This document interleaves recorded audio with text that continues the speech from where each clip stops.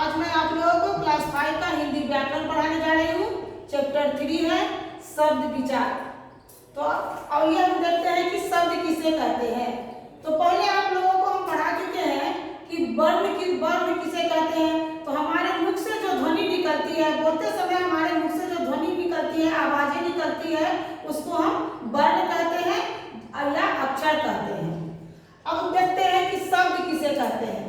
तो वर्णों के सार्थक मेल को हम शब्द कहते हैं।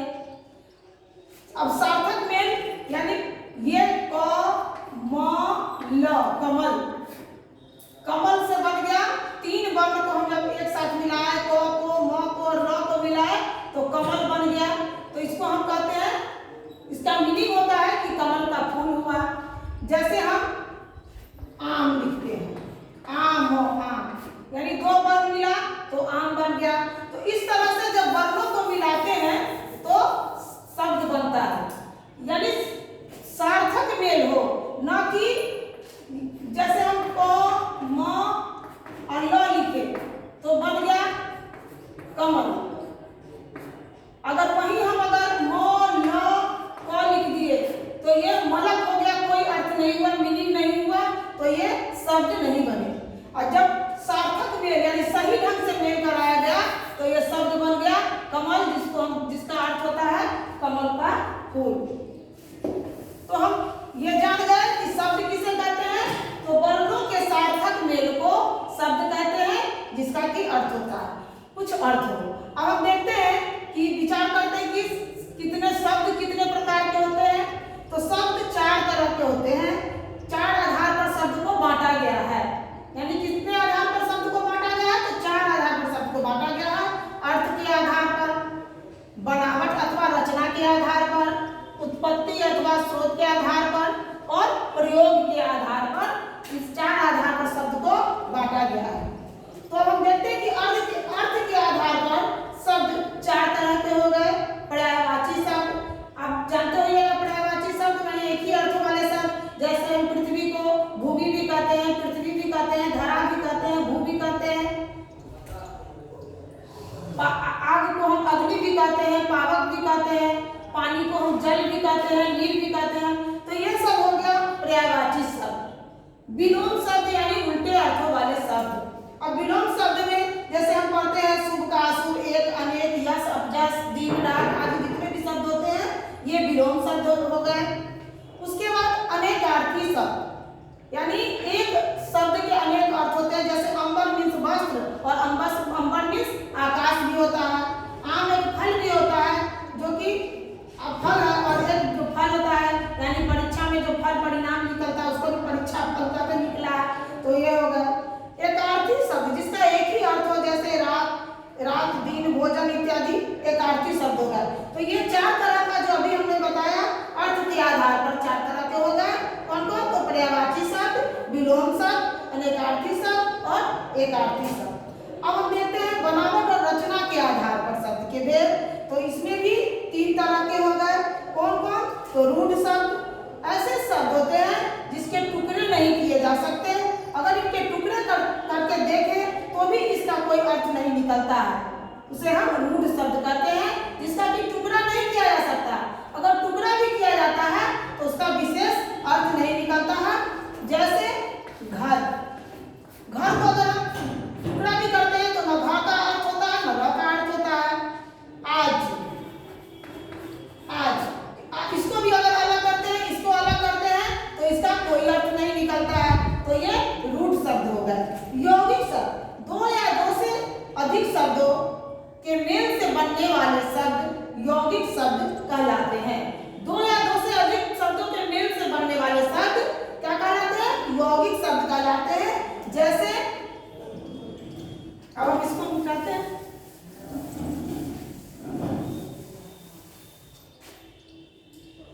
जैसे रसोई घर,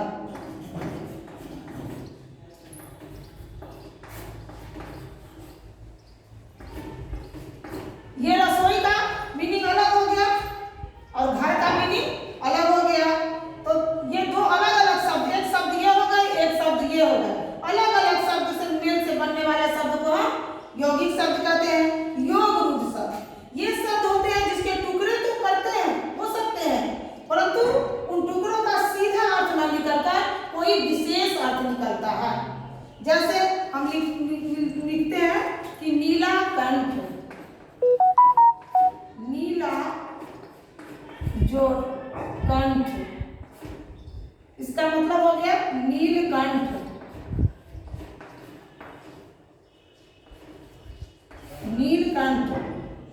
पंकज, पंख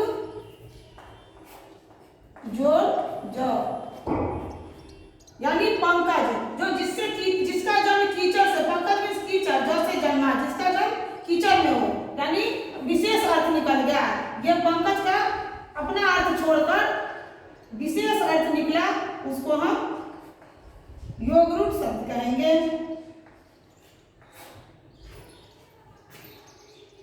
अब हम देखते हैं उत्पत्ति अथवा स्रोत के आधार पर शब्द के भेद।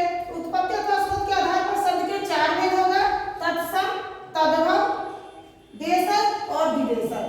अब देखते हैं कि तत्सम क्या हुआ, जो सब संस्कृत से हिंदी में ज्यों के त्यों आ गए हो उन्हें हम तत्सम शब्द कहते हैं। यानी संस्कृत से हिंदी में ज्यों के त्यों आ गए हो तो उसे हम तत्सम शब्द कहते हैं। जैसे घृत, सूर्य, ये हिंदी में भी प्रयोग होते हैं और संस्कृत में भी प्रयोग किया जाता है। गृह इत्यादि शब्द जो होते हैं, इन शब्दों का प्रयोग संस्कृत में भी होते हैं और हिंदी में जो कहते होते हैं उसका कोई बदलाव नहीं आता है। तद्भव, जो सब संस्कृत शब्दों के रूप में कुछ बदलाव के साथ हिंदी भाषा में प्रयोग होता है। यानी संस्कृत के शब्द होते हैं लेकिन उसको बदलाव के रूप में हिंदी भाषा में प्रयोग किया जाता है। जैसे सांप, हम सर्प बोलते हैं। दही, हिंदी में हम दही बोलते हैं, फिर संस्कृत में हम दधी बोलते हैं। गांव, फिर उसको हम ग्राम बोलते हैं। तो इस तरह से कुछ शब्द हैं जो कि बदलाव होता है, हिंदी संस्कृत शब्द रहते हैं उसका बदलाव हिंदी में होता है, उसको हम तद्भव शब्द कहते हैं। तत्सम और तद्भव शब्दों के यहाँ पर बुक में दिया गया है।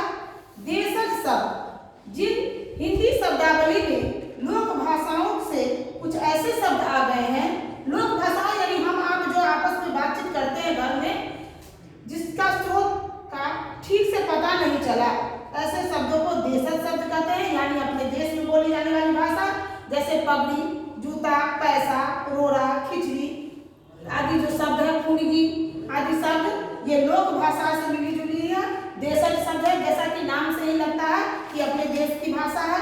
अब विदेशी शब्द आगत, विदेशी शब्द जैसा कि नाम से भी लगता है कि बाहर की भाषा हो, जो दूसरी भाषाओं से आए हैं। जैसे हिंदी में प्रयुक्त होता है, दूसरी भाषाओं से आए हैं लेकिन उसका हम हिंदी में प्रयोग करते हैं। जैसे अरबी भाषा के अखबार, अदालत, अल्लाह, इंसाफ, इम्तिहान इत्यादि शब्द जो है सो अरबी भाषा के हैं। फारसी भाषा से भी कुछ शब्द हैं, जैसे आदमी, उम्मीद, खुशामद, गुब्बारा, गुलाब आदि शब्द जो जमीन, चीज, शिकार, सब, प्याज आदि शब्द जो है वो फारसी भाषा से लिए गए हैं। तुर्की भाषा के भी हैं, जैसे कुर्ता, कैंची, तोप, बंदूक आदि शब्द जो है वो तुर्की भाषा के हैं। पुर्तगाली भाषा के हैं, जैसे आईपी, अलमारी, कनस्तर, कमरा, तौलिया आदि शब्द जो है वो पुर्तगाली भाषा से ली गई है। तो ये सब विदेशी शब्द के अंतर्गत आते हैं। अब देखिए कि प्रयोग के आधार पर शब्द के भेद। तो रचना या प्रयोग के आधार पर शब्द 2 प्रकार के होते हैं, विकारी शब्द और अविकारी शब्द। तो देखते हैं कि विकारी शब्द क्या है।